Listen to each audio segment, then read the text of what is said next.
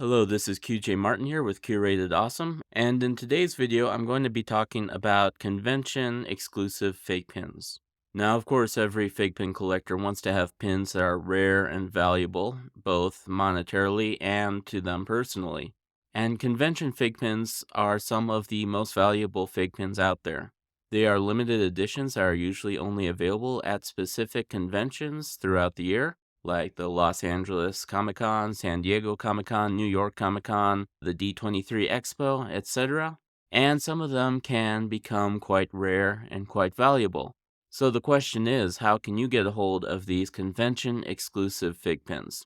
Well, I made a list of 6 ways that you can obtain them for your collection. Number 1, attend a convention that has exclusive fig pins for sale. Of course, this means that you'd have to buy tickets for the convention, buy an airplane ticket, or plan a car trip, get a hotel, etc., etc. So it's more than likely not going to be the most cost-effective method for you. But if you're going to be attending a convention anyway, or even if you live in a town that holds conventions with fig pin exclusives, then you might want to take advantage of the opportunity to buy your pins at retail prices and get a free logo pin to boot. Number 2, ask someone else to pick up some pins for you. Now, to use this method, you will have to have some connections in the fig pin community, and you generally have to be extremely proactive and jump on any offers that convention goers may make online. If you know of someone who is going to a convention, chances are they've already been inundated with requests from other fig pin collectors. But it doesn't hurt to ask them. Of course, expecting them to obtain an entire lineup of exclusives for you would probably be a little bit unrealistic, and you'll definitely have to pay them extra for the hassle, unless they happen to be like really close friends of yours. Number 3, order or pre-order specific pins or bundles through specialty retailers like Pops and Pins.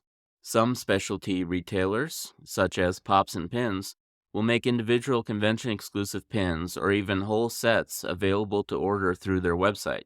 Now, obviously, these pins are marked up, but they're usually quite a bit cheaper than what you'd find on eBay in the first week or so. It's also important to remember that supplies are limited since the number of pins they have in stock depends entirely on what they're able to get their hands on, so you have to be quick on the trigger when these sales are posted. Number 4, buy them from individuals on third-party sites like eBay and Mercari, or in specific Facebook groups like FigPin Chasers. Now, this usually ends up being my go-to method for buying convention exclusives, because when I decide to add one to my collection, it's usually an impulse purchase. And this is just the easiest guaranteed way to make that happen. Just open eBay, search for the pin you want, find the cheapest available option from a well-reviewed seller, very important, and order it. Of course, if any one pin ends up being super popular or hard to find, such as Boo number 807 from Monsters Inc., then this will also end up being the most expensive method by a mile. Number 5, connect with other collectors directly to trade for the pins you need. You can do this through Facebook groups, the FigPin Swap subreddit, by posting the pins you want to trade on Instagram, etc., etc. The problem is you have to have something of value to trade for your desired pins. And if you're like me and can only ever afford to get one of every pin that you collect, that can be a fairly unlikely prospect. Number 6, just miss them. Don't add them to your collection. I know this sounds ridiculous, but someone once told me that unless I can actually be at every single convention in person, I should just completely give up on my hopes of ever adding their exclusive pins to my collection, because buying them secondhand promotes flippers to continue flipping or whatever. Now, I highly disagree with this opinion, both for my sake and the sake of my collection, but I figured it was an interesting enough viewpoint that it should be included on this list. So those are my 6 ways, more like 5.5, to obtain convention-exclusive fig pins. What is your preferred method of adding a convention-exclusive fig pin to your collection?